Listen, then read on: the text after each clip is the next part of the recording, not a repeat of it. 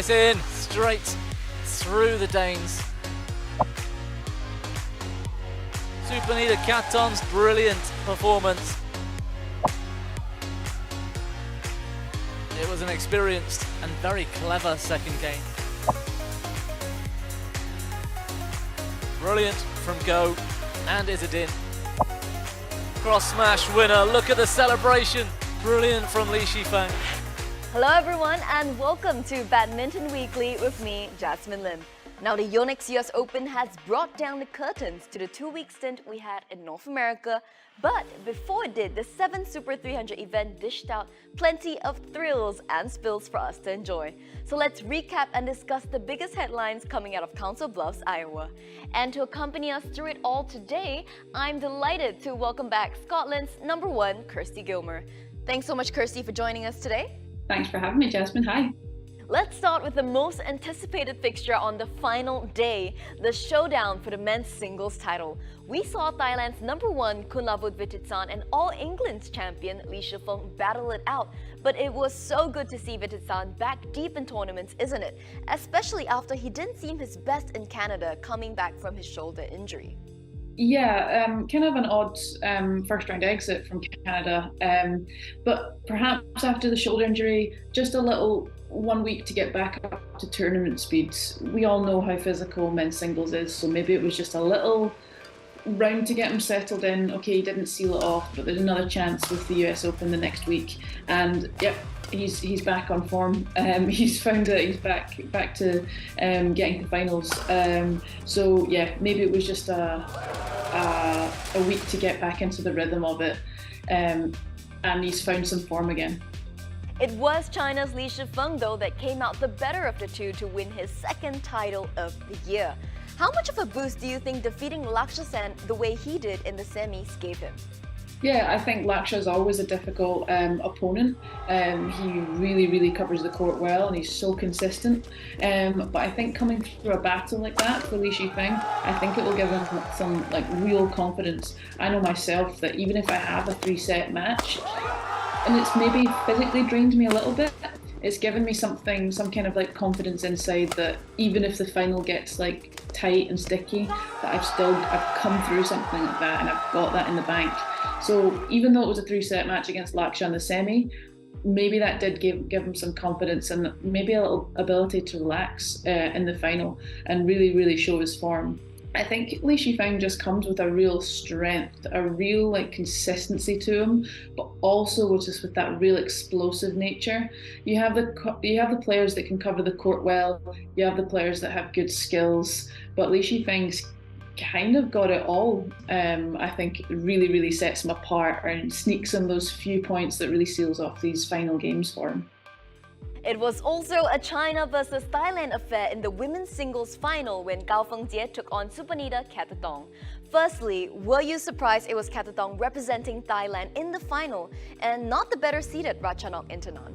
I mean, I think the smart person would have put their money on Ratchanok being the one from Thailand in the final, but fair play to Katatong. She's a fighter.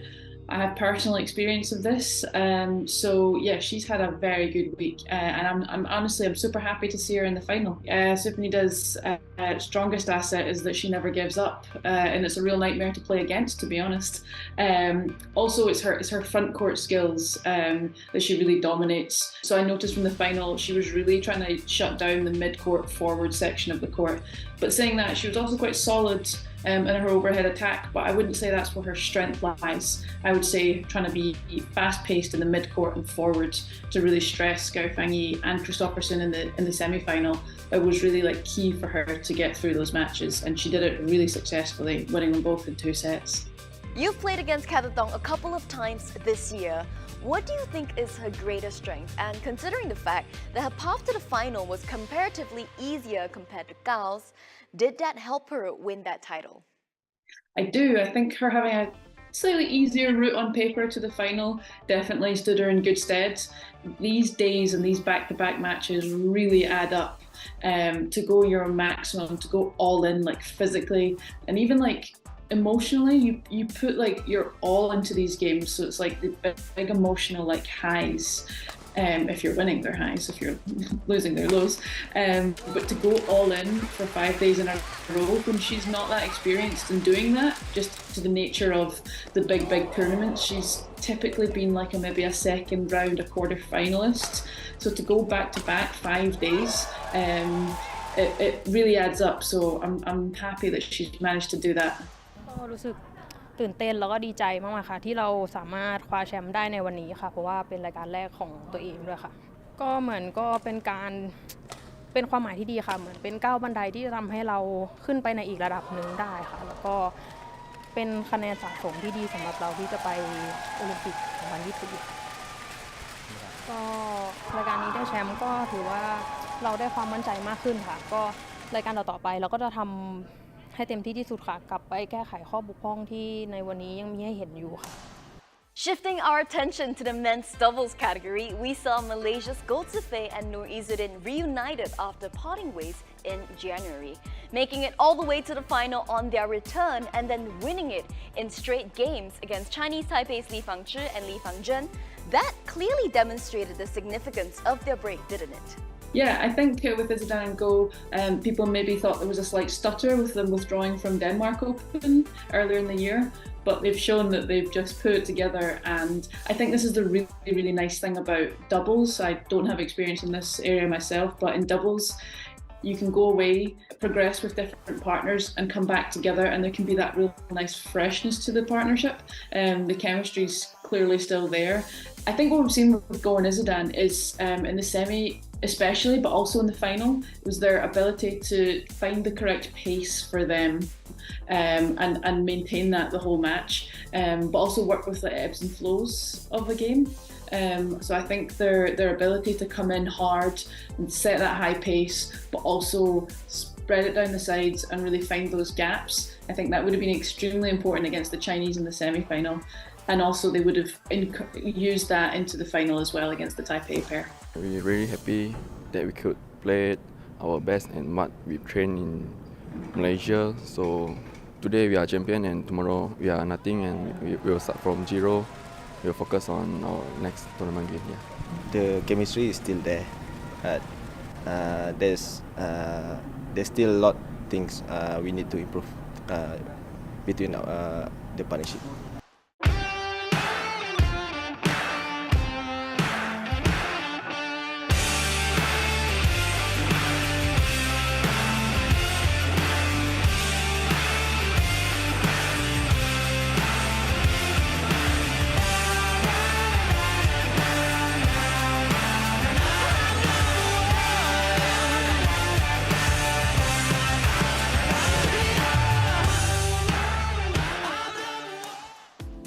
The tour returns to Asia this week as the best in the world gather in Yosu for the Korea Open from the 18th to the 23rd of July.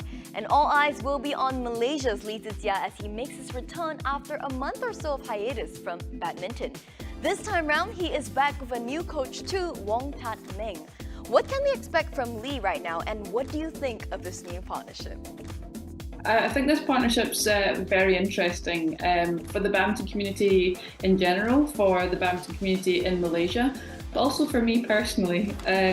So I've worked with Tat Meng for 2 or 3 years, I think, and I had a really great relationship with Tat Meng. He brings a lot to like badminton specifics. Tat Meng's always trying to learn what's happening in the game right now, and you've seen his evolution from working with Wong Wei Chu to the Indonesian juniors, to working with me, to working with An Se Young, and then Angus and Kalong. There's really been that progression, and I think the fact that he stood the test of time is testament to how much he keeps up with the current game and what's necessary.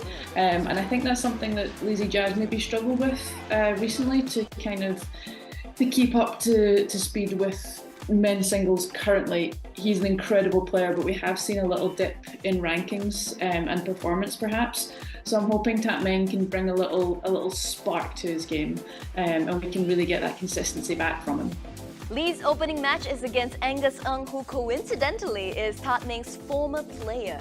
How advantageous could that be for the Malaysian, and can he clinch the win here? Yes, I think it honestly, with Pat Ming working so recently with Angus and now working with Lee Zijia, you can't write this stuff. It's who would have thought that it would be the first tournament of them working together. I have experience of that too. With I've played against An Se Young with Pat Ming coaching her. Maybe not the very first tournament, but quite soon after.